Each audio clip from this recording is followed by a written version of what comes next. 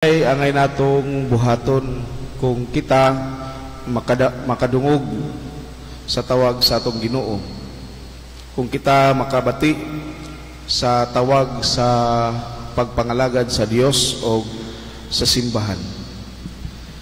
Siguro daghan kanato ang dunay nagkalain-lain nga mga rason sa pagbalibad. Siguro tungod kay daghan pa kita magimbuhaton, busy pa kita sa atong tagsa-tagsa ka kinabuhi. Ug usay-usab daghan tag mga rason o kining mga rason sa atong pagsunod or tubag sa pagpangalagad sa Dios dili sakto. Sa una, sa gamay pa ko o nag-eskwela ko sa elementary, ganahan ko magpari tungod kay ang pari kanunay pakanon human misa. Una kasagaran mga rason dili sakto. Sahay maguna-una sab kita nga ang pagpangalagad, mangalagad sa simbahan para mahimo tang popular, mahimo tang inila diha sa atong katilingban. Nagkadaiya ang atong mga rason sa dili pagpangalagad o nagkadaiya sa mga atong mga rason, mga sayop usahay nga mga rason diha sa atong pagtubag sa tawag sa Ginoo.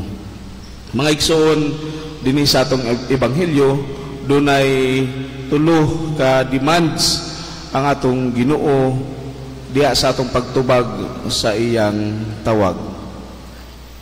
Una, the demand of detachment,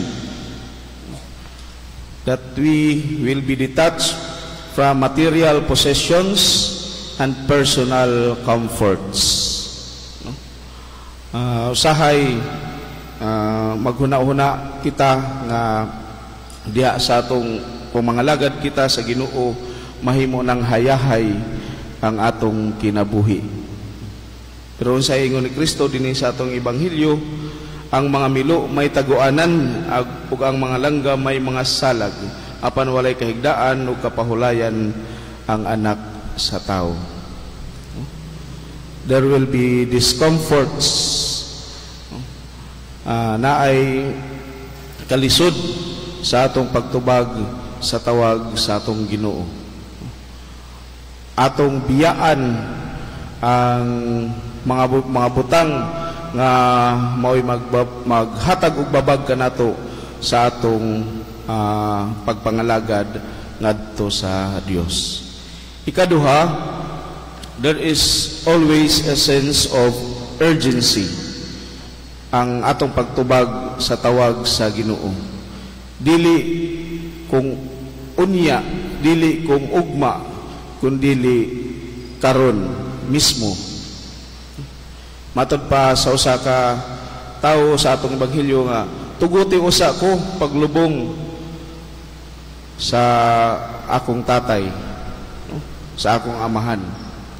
Wala nagpasabot nga atong adlaw namatay gyud ang iyang amahan, kundili uli siya o paubuton niya nga mamatay ang iyang amahan og ilubong, paghuman og lubong ay pa siya mo sunod sa tawag sa Ginoo. Unya na, ugma na, mao bitaw sakit nato mga Pinoy. Mahilig kita og unya na, ugma na. Doon ako'y nabasahan sa dito sa pultahan sa kumbento sa Claver nga nag-ingon, those who seek God at the 11th hour die at 10:30.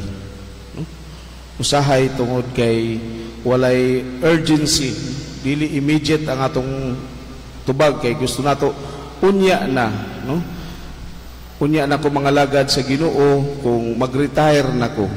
Unya na ko magbinuotan kung human ako maghimo og mga dautan. No?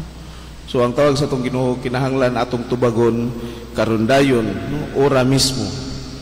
O ikatulo,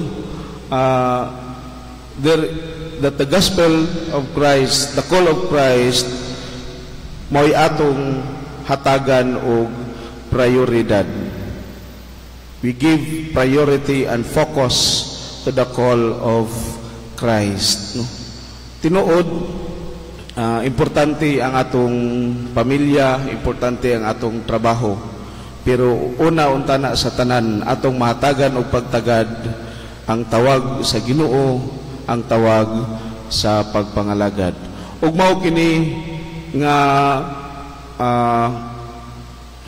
mga demands ang nakita ni San Francisco sa Assisi, no? Saint Francis of Assisi. He interpreted the gospel literally. No? Gani iyang gihubo ang iyang sapot ug giuli ngadto sa iyang amahan ug nagpuyo siya nga kabus. Material detachments from material possessions and personal comforts, no? Natawo siya diha sa dato nga pamilya, hayahay nga kinabuhi apan iya kining gihukas sa iyang pagsunod kang Kristo. Kinabuhi siya nga simple o kabus. Ug mao man sab gani kini ang gihimo sa atong Ginoo, mihukas siya sa iyang pagka-Dios aron magpuyo nga sama kanato. Maigsuon, may sama unta kita sa atong Ginoo, may sama unta kita kang Saint Francis of Assisi nga andam kanunay mutahan sa atong kaugalingon sa tawag sa Dios o sa tawag sa pagpangalagad sa simbahan. Dili unta kita mag-unya-unya, ugma-ugma, no? Kinahanglan tubago nato ora mismo ang tawag sa atong Ginoo, kinahanglan kanunay kitang focus sa atong pagpangalagad. Ang kinabuhi sa usa ka Kristiyanos, kinabuhi moving forward, not backwards, no?